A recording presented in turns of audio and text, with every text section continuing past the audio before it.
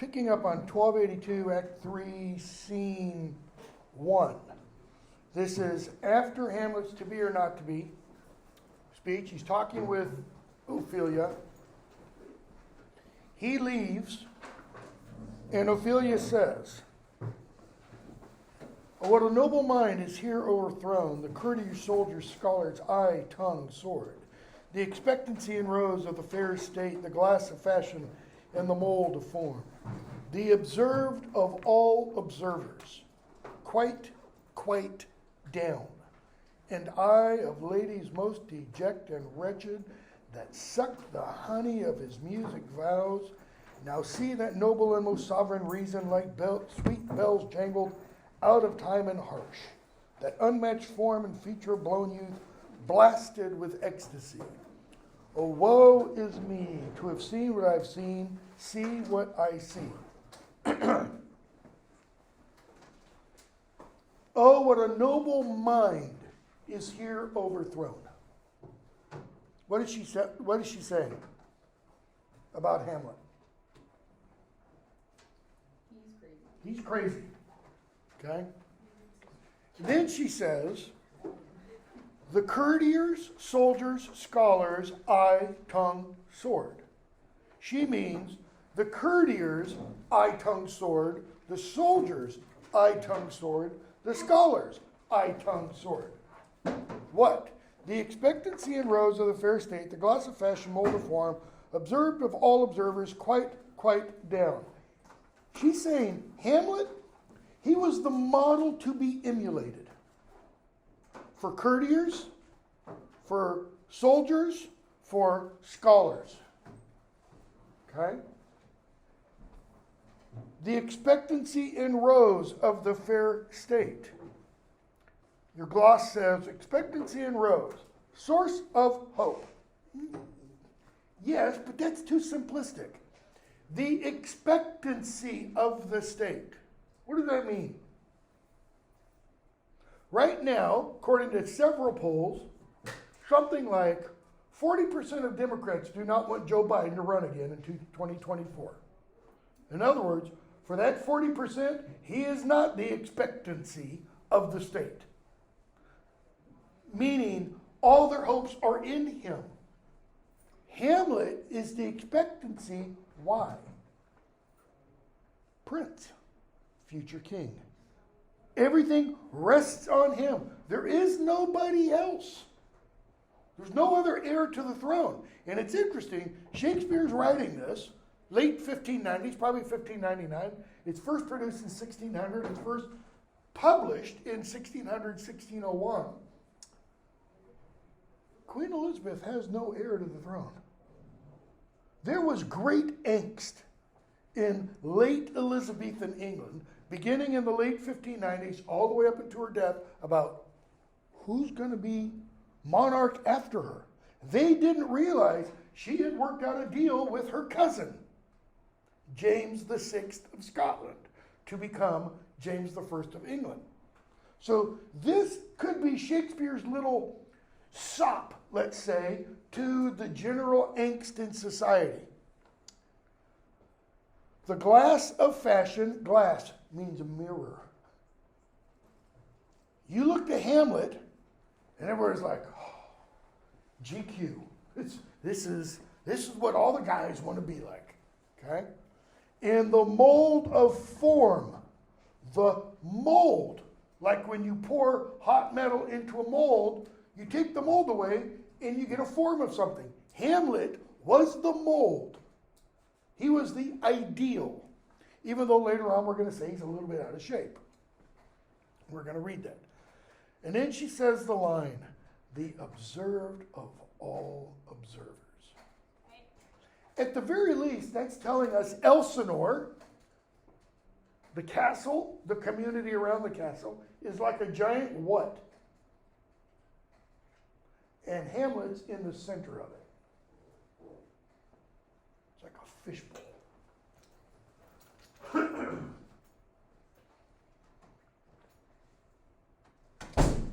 What does everybody seemingly in Elsinore do? And I think it's not just Elsinore. I think it's Denmark.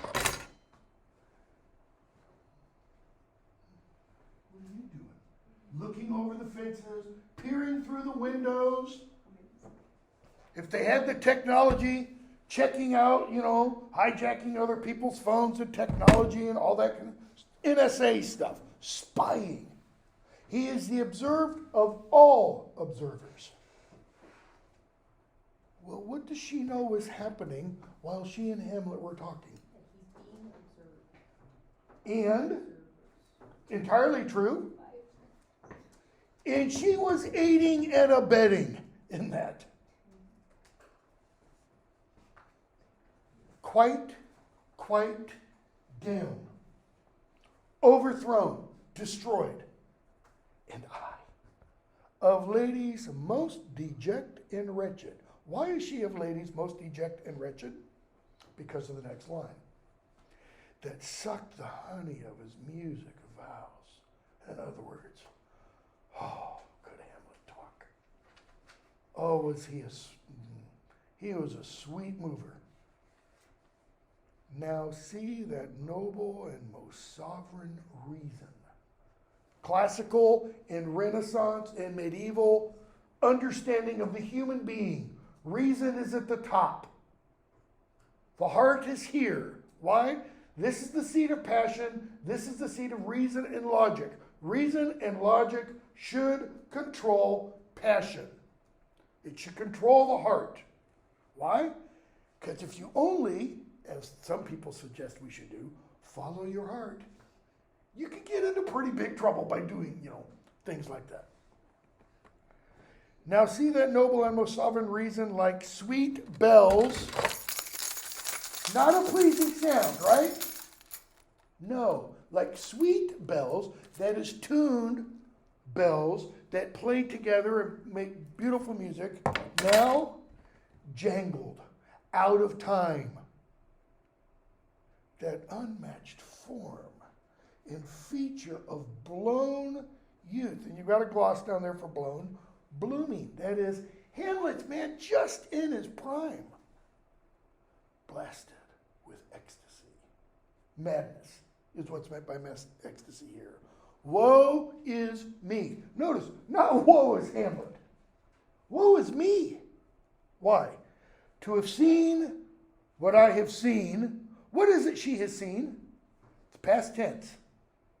To have seen in the past what I have seen in the past, continuing to now.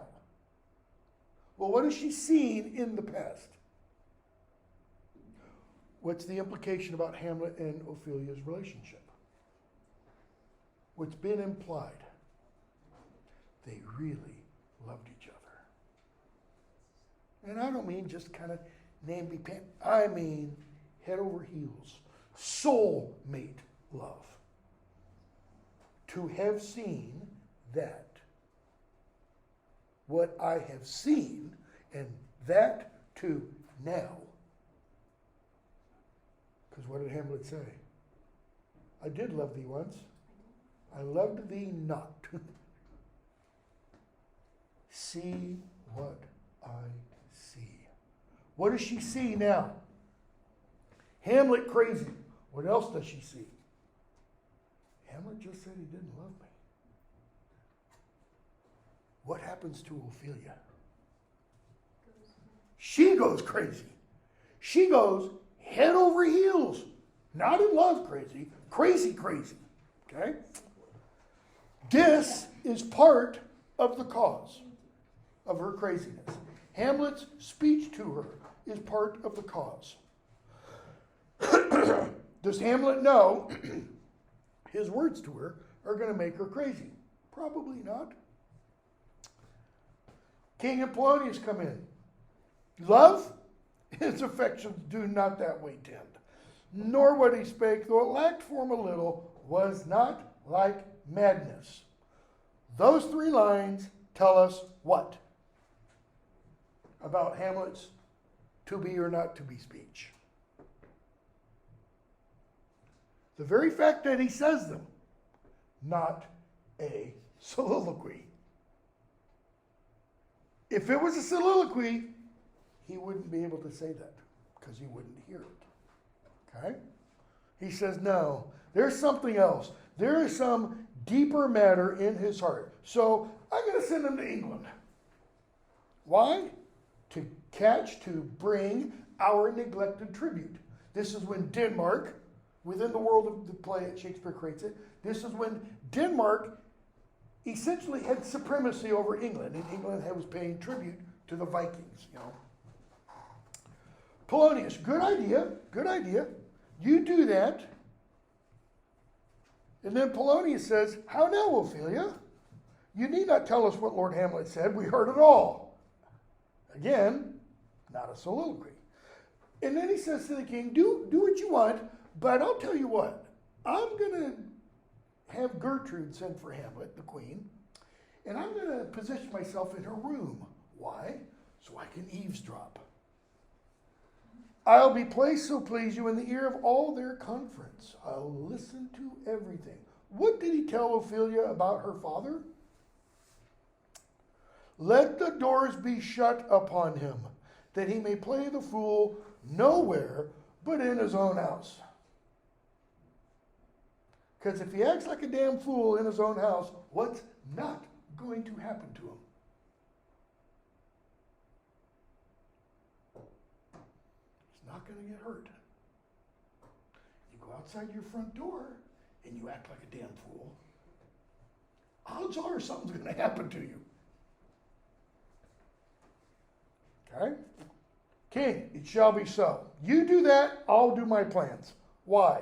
Madness and great ones must not unwatched go. What does he mean, great ones?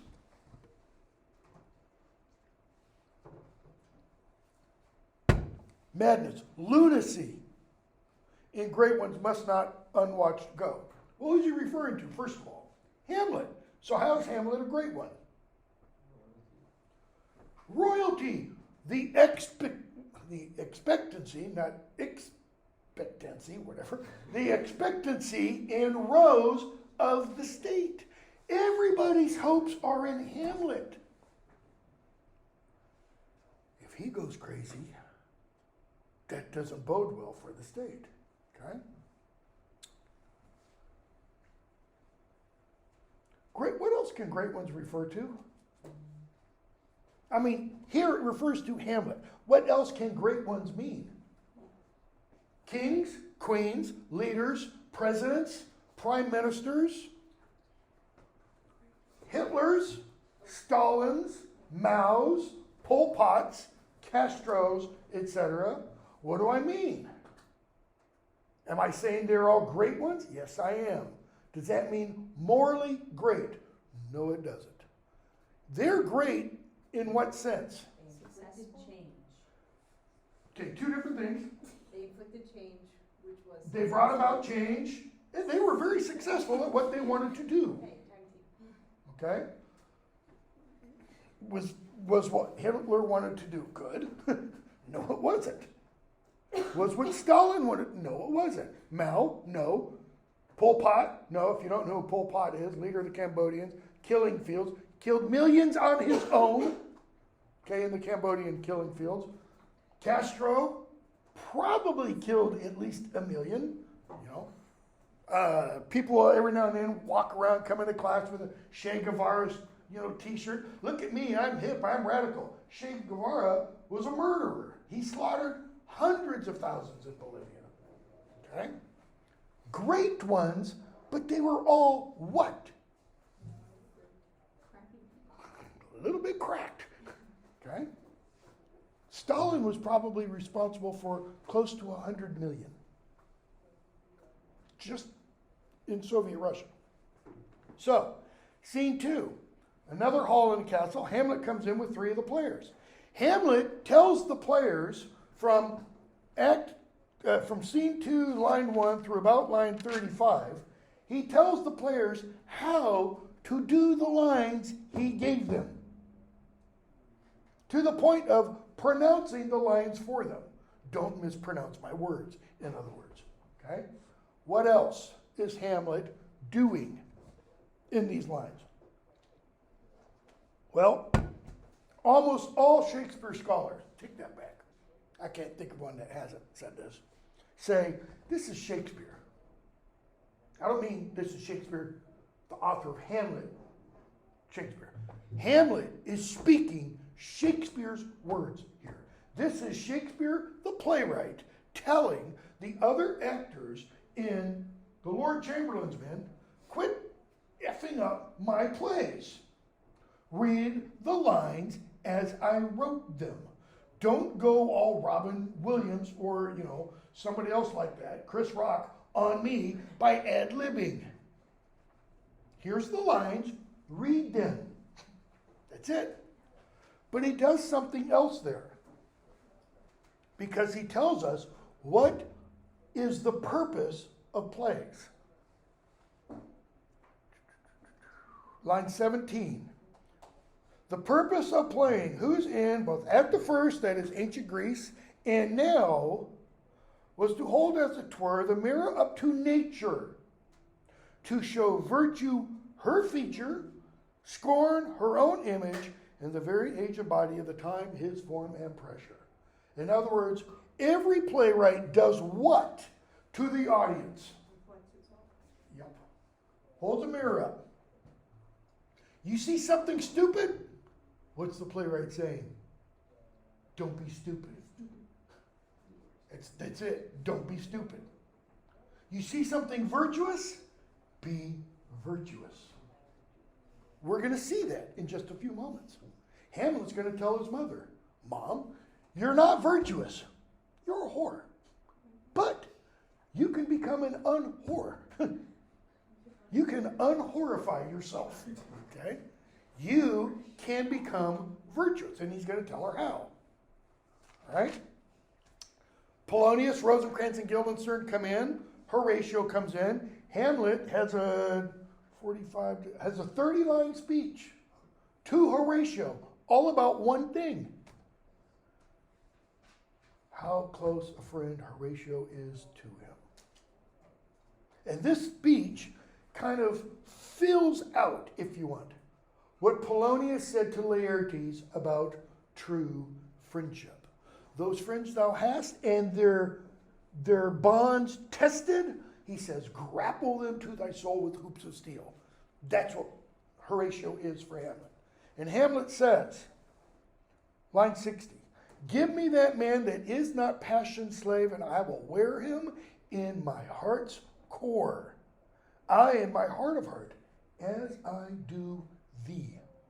And he's kind of telling us, he has one friend like that, Horatio. Give me another man like that, and I'll be as close friends with that person as I am with you. What does he mean that is not passion's slave? They aren't impulsive. They're not impulsive. They're not governed by their passions. Love, it's a passion. What's the opposite? Hatred, that's a passion.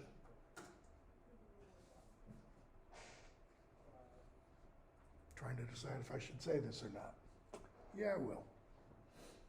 What happened in Nashville on Monday, that was a result of unguarded, uncontrolled passion. Their passion, was it hatred of the people, of the school, of the church, whatever? We don't know because we still don't know the motives. Was it self-loathing? That was definitely part of it. Because the shooter told her friend, I'm going to die today, and I'm going to do something horrible. Okay. You don't consider suicide without there being self-loathing. He's saying, give me that man that is not passion's slave. Like Horatio. Why? I've already discussed. What is Horatio within the play? He's a Stoic. In the ancient Stoics, the Roman Stoics, because they didn't believe in heaven or hell, they didn't believe in an afterlife, there was no God, there was nothing of that. They said, this is all we have, and you want to know how to live life? Live it like this. Nice, even keel. Why? So you don't suffer the slings and arrows of outrageous fortune, and you don't enjoy the highs of, unbridled ecstasy, so to speak. It's best to just, cruise along. Okay? So, Polonius and the others come in for the play. Polonius, the king and queen, Ophelia, Rosencrantz and Guildenstern. Hamlet's mother says, Hamlet, come sit next to me. Hamlet looks at Ophelia. He says, no, good mother, line 95, here's metal more attractive. Like, he's a magnet, she's steel. He's drawn to her. Polonius nudges the king. My daughter is still. And so Hamlet says to Ophelia, lying down at her feet. Now, I don't know if that means she's sitting on a little chair or bench or whatever, and Hamlet puts his head on her feet, or if she's sitting on the floor, or possibly, lying back, resting on her arm, and Hamlet puts his head in her lap. Lady, shall I lie in your lap? No, my lord, she says. I mean my head upon your lap.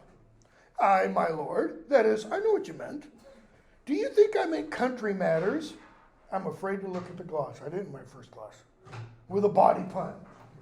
When I was working on, big long name, the Variorum edition of the poetry of John Donne, when I was a doctoral student and in my first few years here, we're going to read a couple poems I've done later.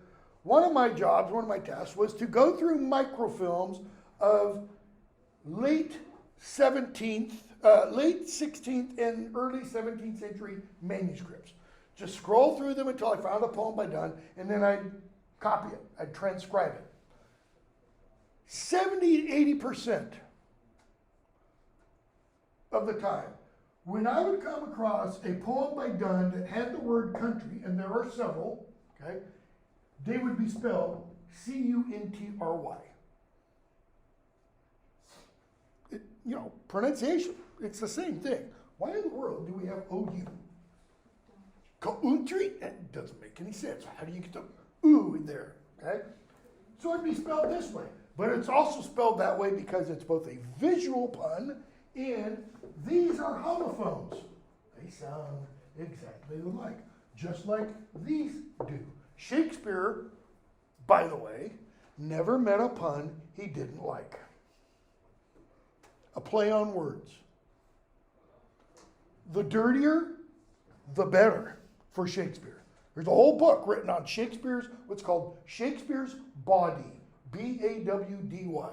So if you're interested in the dirty aspects of Shakespeare, get that book. A lot of Shakespeare's banned in high school libraries and stuff because of that, okay? A later critic, about 150 years after Shakespeare, one of the major critics in the English language, one of the major authors in the English language, author of poetry, created the first real English dictionary and stuff, didn't like this aspect of Shakespeare. In fact, he's the one who said Shakespeare never meant a pun he didn't like. Okay?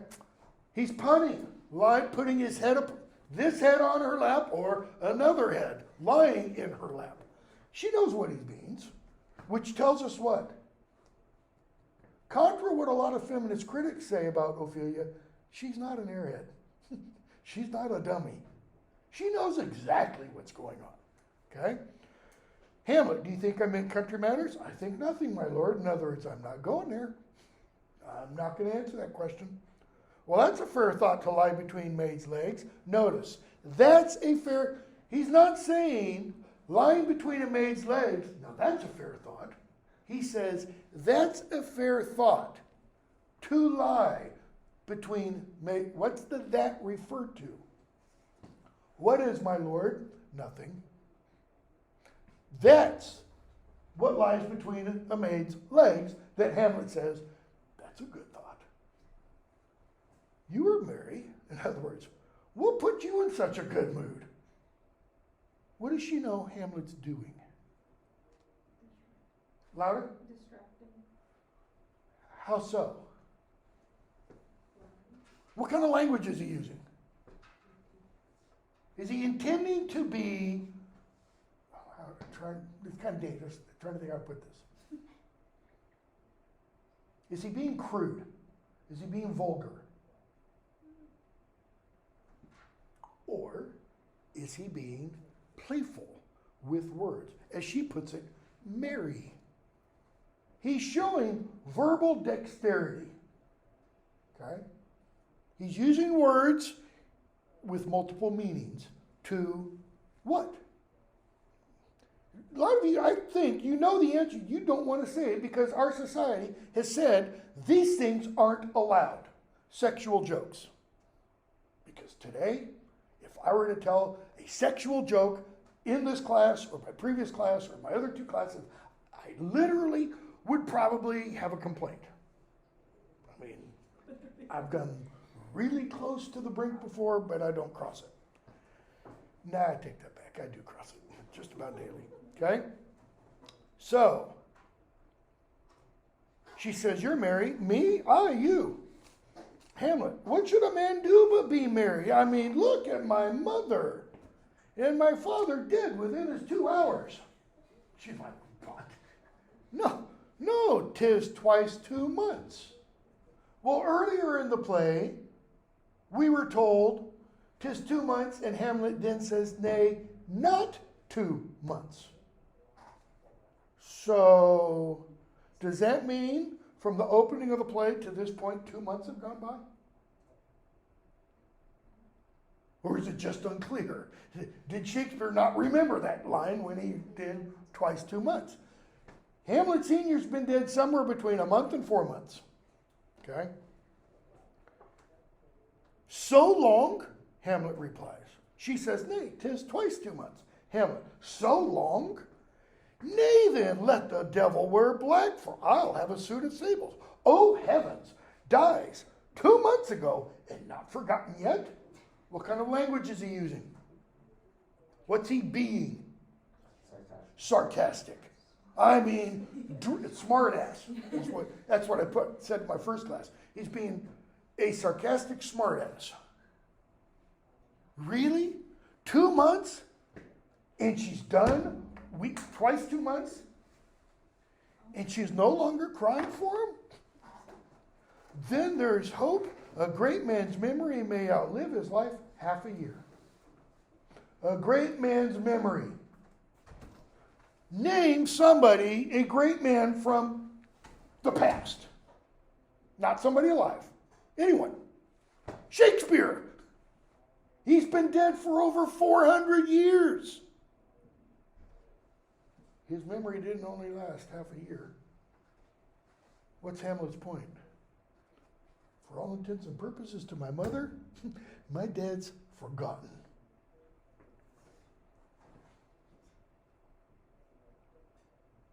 Trumpet sound, dumb show follows. That is, the actors come out and they do a mime. Okay?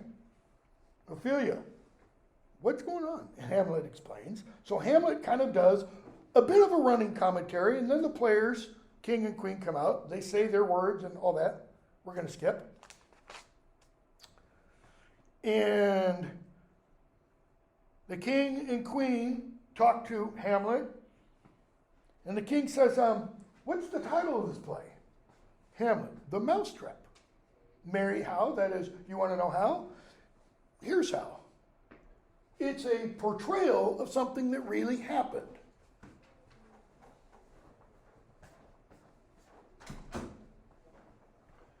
There's an Italian duke named Gonzago, etc., etc. His wife's name is Baptiste. You know, it's a knavish piece of work, that is. It's silly. It's not very good, you know. It doesn't touch us, your majesty, who have free souls. That is, our souls are untouched, unburdened by sin. Again, he's being facetious. Okay? And Lucianus comes in, brother to the duke, pours the poison in his ear as he's sleeping, and Hamlet explains this. Poisons him in the garden for his estate. His name's Gonzago. Story is extant, written in very choice Italian. You shall see how the murderer gets the love of Gonzago's wife. Ophelia, the king rises. Why? How does the king rise? Does he just slowly, oh, I'm so tired, to get up like this? No, he gets up quickly. What? Frighted with false fire? Your gloss tells you false fire, like a blank being fired, or a firework. That's not the false fire. What's the false fire? He's just seen performed what he did. It's not real fire. Why? Go back to bottom, Midsummer Night's Dream, at the end of the play. Or, excuse me, the end of the play within the play. The king says something once Bottom's finally dead.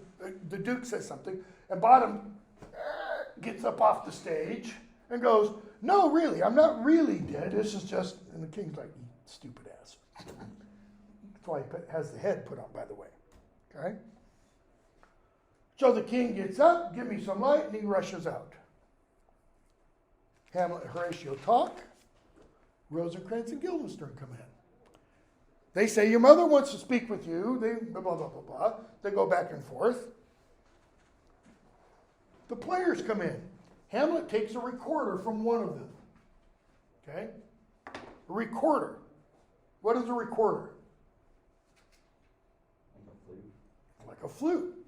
Probably some of you, if not all of you, had to learn to play the recorder in like 3rd or 4th or 5th grade or something like that. So, guy comes in, Hamlet takes it. And then he says, "Go away." So he gets the players out. So it's Hamlet, Rosencrantz, and Guildenstern. And Hamlet says, "Will you play upon this pipe?" "I can't." "I pray you." I cannot." "I beseech you, come on, please." "I know no touch of it, my lord." This is lines 315 and following. "'Tis as easy as lying." In other words, you don't have any problem lying. You should be able to do it easily. "Govern these vintages, the holes, with your fingers and thumb. Give it breath, blow here, and it will discourse most eloquent music. These I cannot command to any utterance of harmony." In other words, yeah, I could put it to my lips, I could put my fingers on the holes, and it'd just be this horrible noise. "Why, look you now how unworthy a thing you make of me." What's Hamlet's point? He's going to explain it. What should Hamlet do at that point, by the way? If I were directing this, and I think there's one that I've seen, I think it's the Richard Burton version, which parts of it are available on YouTube, where Richard Burton played Hamlet in 1964, I think it was. But if I were directing it, Hamlet would take that recorder and pop Rosencrantz, no, take that back, Guildenstern on the head. As a visual cue. Okay? "You would play upon me." That is, you are treating me like a recorder. "You would seem to know my stops. You would pluck out the heart of my mystery. You would sound me from my lowest note to the top of my compass. And there is much music, excellent voice in this little organ." What did he say in his speech to his mother, in his first speech to his mother? "Seems? Nay. There is that within which surpasseth all show. But down," he says to his heart, "yet cannot you make it speak." It's blood. God's blood. "Do you think I'm easy to be played on in a pipe? Call me what instrument you will, though you can fret me like fingers on a flute, or like fingers on the fretboard of a guitar. You can't what? You cannot play upon me." What does Hamlet mean by play upon me? What does he know they're trying to do? Okay, they are spying on him to get him to utter the truth. Okay? Polonius comes in. "Queen, your mother would like to speak to you. Go to her room." He says, "Okay." Everybody leaves. Hamlet's alone. Soliloquy. "'Tis now the very witching time of night." And you have a gloss. "Time when spells are cast." No. No, no, no. What time is it? The witching time of night is generally between midnight and 1. It's the time that ghosts come out. When churchyards on and hell itself breathes out contagion to this world, Now could I drink hot blood and do such bitter business as the day would quake to look on. Drink hot blood, whether Catholic or Protestant. You don't do that. Why? Because the Old Testament forbids the drinking of any blood. It forbids the cooking of something in its own blood. Okay? But soft now to my mother, O heart, lose not thy nature. That is, don't be unnatural to my mother. And he gives us an example of what he's talking about. Don't be like Nero. You've got a gloss. Why? Because Nero, yeah, it does have it. Nero killed his mother. See, that's against nature. Matricide is what that's called. He says, let me be cruel, not unnatural. Cruel how? With words. It's, what's the phrase? What kind of love? Strong love. Tough love. It's tough love. Okay? I will speak daggers to her, but use none. Scene 3. King Rosencrantz Guildenstern. Okay? King says, okay, you guys are taking him to England. They're like, cool. Why? Because to keep those many bodies safe that live and feed upon your majesty, Guildenstern says. What Guildenstern is saying, if something happens to the king, then all the people that live upon the king's largesse, courtiers, counselors, advisors, and such, are what? Out of a job. They're no longer going to be supported. Okay? So, yeah, we'll do it. We'll take Hamlet. Polonius says he's on his way to his mother's closet, comes in, tells the king, I'm going to go hide behind an arras where I can spy on him. Okay? King says, thanks. Everybody leaves. Claudius gets a soliloquy. Oh, my offense is rank, it smells to heaven. It hath the primal eldest curse upon it, a brother's murder. I'm Cain, he's Abel. And so what does he do? What's he just admitted? I'm guilty. At the end of his speech, he falls down on his knees, he clasps his hands in prayer, and he starts to pray. Hamlet walks by. He sees him. Now might I do it, pat. He starts to pull out his sword. Now he is praying. And now I'll do it. And so it goes to heaven, and so am I revenge. Wait, that would be scanned. That needs to be scanned. Wait, I got to think this out. Remember what Polonius told his son? Don't give any unproportioned thought his action. Unproportioned, unthought out. If Hamlet had acted without thinking, what would happen to Claudius? According to Hamlet's own words, straight to heaven. Why? Because he would die in prayer. Praying to God. That's like automatic, go to go. Wait, this isn't revenge, he says. This is higher in salary. That is, I'm doing something good for him. Dad is suffering in the fires of purgatory. No, Hamlet says. When do I want to kill him? When he is fit and seasoned for his passage. When would that be? Let's see. When he's drunk asleep? That'd be good. Or in his rage? That would be good. Ooh, here's a good one. Or in the incestuous pleasure of his bed. Sleeping with mom. No, not sleeping. Having sex with mom. Run him through. Or at games, or swearing, or some other act that doesn't have a relish of salvation in it. When does he want to kill him? When he's in some sinful deed. Because then he goes straight to hell. Hamlet Sr. wasn't killed in the midst of some sinful deed. He's just sleeping. That's why he's in purgatory. Okay? Hamlet leaves, and the king, my words fly up, my thoughts remain below. Words without thoughts never to heaven go. What distinction is being drawn? Hamlet's implied it earlier. What are words without thoughts? We can go back to Laertes and Polonius's conversations with Ophelia about Hamlet.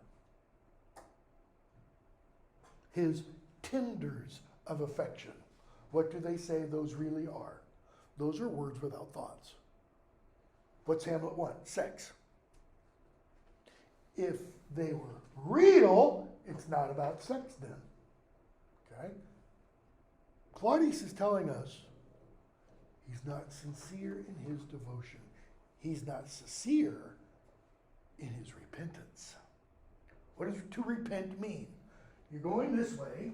Here's all the evil. Here's all the sin. Here's all the bad stuff / good stuff. You're going this way. To repent is to go the other way. It's to turn one's back on that. I'm not gonna. Why? Because he enjoys Gertrude too much. And the kingship. Okay? Hamlet goes up to his mother's room. Scene 4. Okay? Polonius is there. He tells Gertrude, Hamlet's coming. I'm going to hide behind the arras. Okay? Hamlet comes in. Now, mother, what's the matter? In other words, what do you want, you old bag? Line 8. Hamlet, thou hast thy father much offended. Notice the pronouns. Thou, thy. Mother, you have my father much offended. Why does he use you and not thou? Why doesn't he say, Mother, thou hast my father much offended? Throwing the same words back in her face. In Shakespeare's day, those two different forms of pronouns indicated differing attitudes and differing social positions and differing age positions. Okay? The TH form is familiar. That is, it's the language you would use with a member of your family. It's the form or pronoun you would use with someone you cared for. Okay? The Y form, it's also the form you would use to speak to someone lower than you. Okay? Socioeconomically, status-wise, or younger than you. The Y form indicates formality. So all those churches today that use King James English, who think the thous and these and everything emphasize more the holiness, the otherness of God, totally wrong. The thou form indicates more like when Jesus says Abba. Abba means what? It doesn't mean father. It does. What's the slang? A little kid, a 4-year-old, doesn't say father unless you're English or something. It's daddy. That's what Abba means. Daddy. Okay? The TH is the daddy, kind of. So, Hamlet says, thou hast thy, Queen says, Hamlet, thou hast thy father much offended. She's speaking lovingly. Who's the father? Claudius. Mother, you, what's Hamlet doing? He's indicating distance. He's distancing himself from her. Notice her response. Come, you answer with a, don't you me, smartass. You use thou with me. Okay? Go, you question with a wicked tongue. And she's like, Hamlet, what's going on? Okay? So we're going to not talk about the pronouns anymore. Hamlet says, sit down, you're not getting up, you're not leaving, because she kind of implies, I'll go get somebody else to talk with you. And she says, help, help, ho. Polonius, whoa, help, help, help. Hamlet, how now? A rat, ho, ho, ha, ha. A rat. And he stabs his sword through the curtain. When he stabs his sword through the curtain, what does Hamlet immediately know? There's more than just a curtain. Because you stab a sword through a curtain, it's just, fabric. There's no resistance. A body, it gets a little harder. I am slain. Queen, what hast thou done? Hamlet, nay, I know not. Is it the king? Please, God, please, God. Oh, what a rash and bloody deed is this.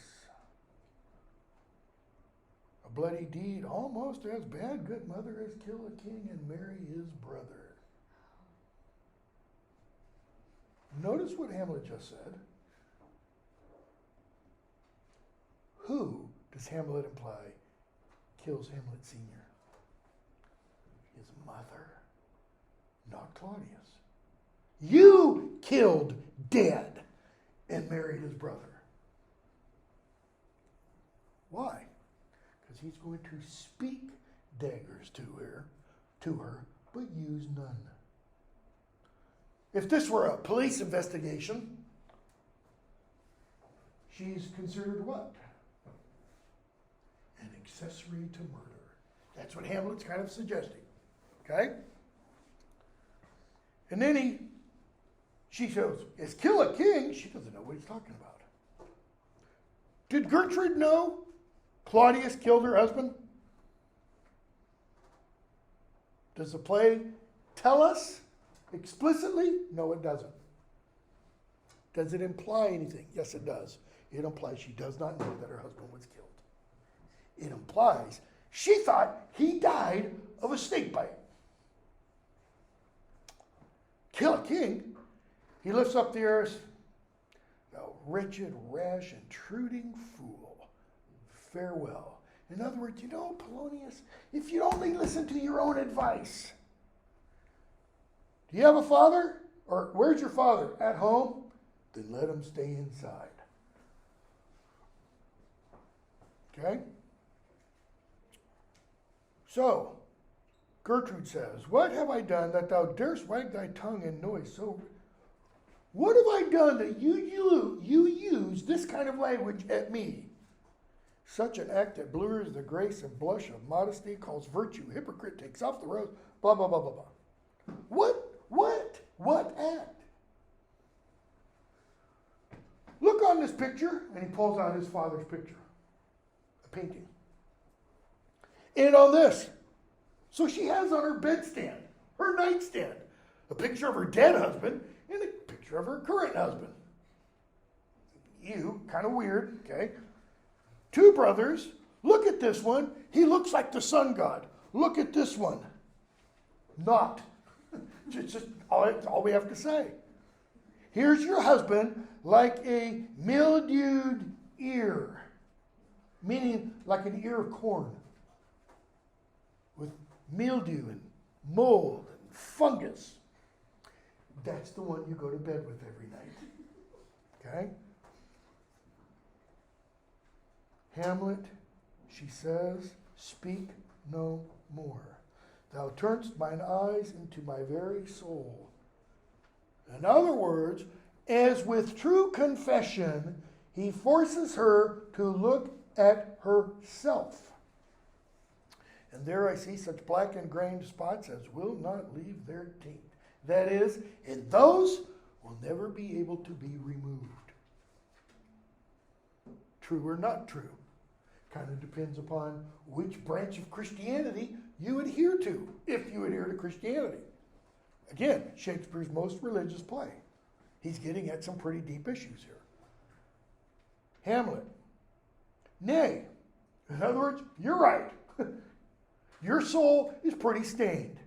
But to live in the rank sweat of an enseamed bed, you've got a gloss down there, and a lot of critics, some critics have said, Shakespeare is, again, punning there, because all you need is to add one more sound to that word enseamed, and it's a really foul, dirty, disgusting image. An enseamed bed. A bed sheets covered in semen. Stewed in corruption. The stews, S-T-E-W-S, were the red light districts in London. Okay? Stewed in corruption, honeying and making love over the nasty sty. You and my uncle are like pigs, rooting in the mud. Rutting in the mud, sorry. Stop, stop, stop. These words like daggers enter in mine ears. Oh, gee, kind of like the poison did in her husband's ear. Okay? Hamlet just keeps going, man. He's on a roll. Why? Earlier he said, gotta contain my heart. And now it's Vesuvius, man. And he's just letting it all out. Until what? The ghost comes in. Hamlet, what do you want? What would your gracious figure? He's mad. The queen looks at Hamlet because he's been talking to her. He sees it. What's thou gracious figure? And she's sitting there going, completely bonkers. You come to chide me for being tardy? That is, I haven't killed your brother soon enough? The ghost, leave your mother alone. Why? Step between her and her fighting soul. Hamlet, she's this close to going crazy. Hamlet turns away from the ghost and goes, how is it with you, lady? She's like, how is it with you, Hamlet? That you do bend your eye on vacancy and with the incorporeal air do hold discourse. Him. What, you don't see him? No. Okay. She says, Hamlet, this is ecstasy. You're crazy. Come here. Come on. Feel my pulse. Feel it. My heart isn't racing. I'm not crazy. Okay. So he goes on and talks to her, and she says, 157, Hamlet, thou hast cleft my heart in twain. That's a good thing. Why? David, Psalm 50, 51, depending upon your version of the Bible, says that God does not despise a broken and contrite heart. So Hamlet says, good, throw away the bad part. Create in me a clean heart, O God, and renew a right spirit, David says. Live the pure with the other half. And then Hamlet gives her advice. What's the advice? Here, Mom, I'm going to give you the short form of how to be virtuous. Or, another way of putting it, I'm going to give you the short form of how to kick a bad habit. This is the AA thing, not in 12 easy steps. It's one easy step. What is it? Stop. Just stop. Okay? 166. Refrain tonight. Refrain from what? Sex with your husband. Refrain tonight, and that shall lend a kind of easiness to the next abstinence. That is, tomorrow night. The next 2 days, more easy. For use, and use here means habit, practice. For use almost can change the stamp of nature. What's that? It's what I talked about the other day with when I had the stock, the old Adam, original sin. Use can almost wipe that out. It can almost wipe out those spots on her soul. What's he mean by use here? Virtue. Virtuous behavior can almost, it can't entirely, according to any little o Orthodox branch of Christianity, Protestant or Catholic. Why? Because only Jesus could do that. Only Jesus was sinless. You're still going to have sin. That's why Dante in the Divine Comedy, he has Virgil, the poet of virtue, lead him through hell And they get all the way through hell, and they get to the very entrance to purgatory, and Virgil's like, see ya. It's been good, been fun. I can't go. Dante's like, why not? Because virtue can only get you so far. What do you need to make that leap? Faith. Okay?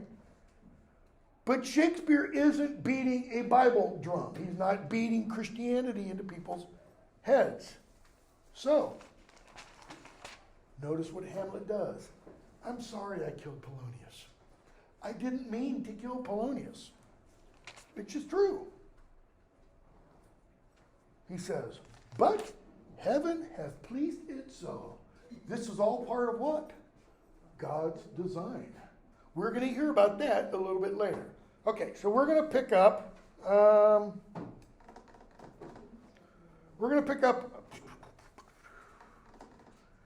around line 202 on Friday. Okay? There is a quiz. Quiz is just over Act 3. It's not that hard. It's due Friday night. All right, that is all. Thank you.